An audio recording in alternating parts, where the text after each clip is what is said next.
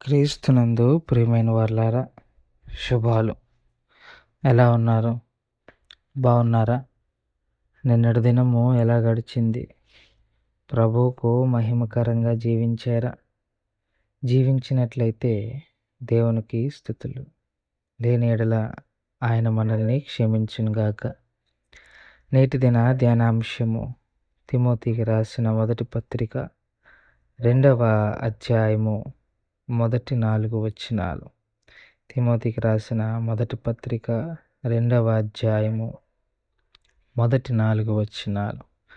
మనము సంపూర్ణ భక్తియు మాన్యతయు కలిగి నెమ్మదిగాను సుఖముగాను బ్రతుకు నిమిత్తము అన్నిటికంటే ముఖ్యముగా మనుషులందరి కొరకును రాజుల కొరకును అధికారులందరి కొరకును విజ్ఞాపనలను ప్రార్థనలను యాచనలను కృతజ్ఞతాస్తుతులను చేయవలనని హెచ్చరించుచున్నాను. దేవుని వాక్యాన్ని మన వినికిడిలో దీవించి ఆశీర్వదించునుగాక. పౌలు భక్తుడు తిమోతికి రాస్తూ ఇతరుల కొరకు విజ్ఞాపన చేయటము చాలా అవసరము అన్న విషయాన్ని ఇక్కడ ఒక పదము ద్వారా తెలియపరిచే ప్రయత్నం చేశారు. అదేంటంటే హెచ్చరించుచున్నాను అన్నాడు. హెచ్చరించటం అంటే వార్నింగ్. నేను నీకు వార్నింగ్ ఇస్తున్నా. అదేంటి అంటే వారి కొరకు నువ్వు ప్రార్థన చెయ్యి, విజ్ఞాపన చెయ్యి అని. అంటే నువ్వు విజ్ఞాపన చేయకపోతే, ప్రార్థించకపోతే దానివల్ల వచ్చే ప్రతిఫలానికి నువ్వు కారణమవుతావు అని కూడా దాంట్లో అర్థం ఉంది. హెచ్చరిక అంటే అదే కదండి. నువ్వు ఇది చేయకపోతే నీకు అది వస్తుంది అని. సో ఇక్కడేంటి, సంపూర్ణమైన భక్తి, మాన్యత, నెమ్మదిగా సుఖముగా ఉండాలంటే మనుషులందరి కొరకు ప్రార్థన చేయమన్నాడు. ఎలా ఉండాలంటే భక్తితో, మాన్యతతో, నెమ్మదిగాను సుఖముగాను ఉండాలంటే అందులో ప్రధానంగా మనుషులందరిలో కూడా మళ్ళా ముఖ్యంగా ప్రధానంగా రాజుల కొరకు అధికారుల కొరకు విజ్ఞాపనలు చేయి. ఎందుకంటే వారు మనల్ని ఏలుతున్నారు, ఏలికలు.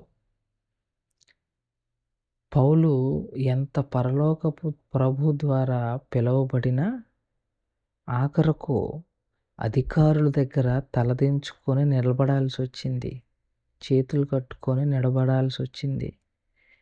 పౌలు తీర్పులోకి తీసుకొని వచ్చారు.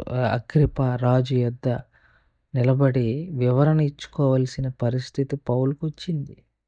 కోర్స్ పౌలు బ్రహ్మాండాలు సృష్టించిన దేవుని యొక్క పరిచారకుడే. దేవుడు తలుచుకుంటే పౌలు ద్వారా వాళ్ళందరినీ నాశనం చేయగలరు. కానీ దేవునికి అది ఇష్టం లేదు. సో నువ్వు ప్రార్థన నేర్పించటం అన్నది దేవుని యొక్క ఉద్దేశం.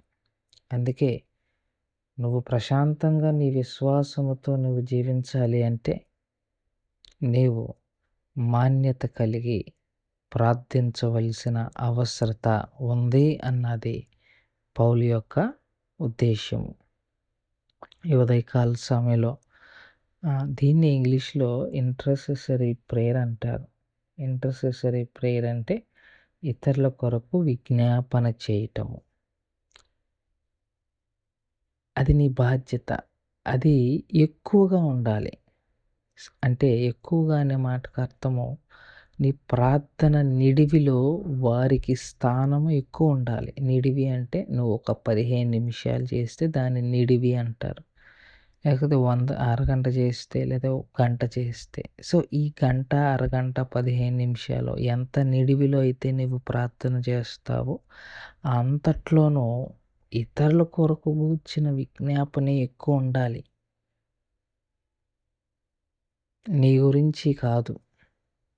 ఎందుకంటే ఇతరుల కొరకు, ఇతరుల క్షేమం కొరకు, ప్రభువుని ఎరగని వారి కొరకు, ప్రభువుని గురించి తెలుసుకోగలగటానికి అనుభవ జ్ఞానం ఉండులాగున వారి కొరకు నువ్వు ప్రార్థన విజ్ఞాపన చేయాలి. ఈ ఉదయకాల సమయంలో ప్రియమైన వారలారా, దాన్ని సరదాగా, తేలికగా తీసుకోవద్దు. మన అధికారులుంటారు ఆఫీసుల్లో, మన పై వాళ్ళుంటారు. వారందరి కొరకు కూడా విజ్ఞాపన ప్రార్థనలు జరిగించటం అన్నది మన బాధ్యత అన్న విషయాన్ని గుర్తుపెట్టుకోవాలని మనవి చేసుకుంటూ ఈ మాటలను ఇంతటితో ముగించుకుంటున్నాను. దేవుడు దీవించి ఆశీర్వదించునుగాక. ప్రార్థన చేసుకుందాం. మమ్మల్ని మిక్కిలిగా ప్రేమించిన మా ప్రియ పరలోకపు తండ్రి, మీ పాదాలకు స్తోత్రాలు. చెప్పబడిన వాక్యాన్ని బట్టి మీకు స్తోత్రాలు. వాక్యానుసారంగా జీవించగలిగిన కృపను దయచేయండి. బలహీనులుగా ఉన్న వారిని జ్ఞాపకం చేసుకొని బలపరిచి ఆరోగ్యాలకి ముద్ర వేసి చాలిన దేవుడుగా ఉండి నడిపించగలరని మనవి చేసుకుంటూ ఈ ఉదయకాలపు దీవెనలతో నింపమని యేసుక్రీస్తు ప్రభువారి పుణ్యనామములో అడిగి వేడుకుంటున్నాం తండ్రి. ఆమేన్. God bless you.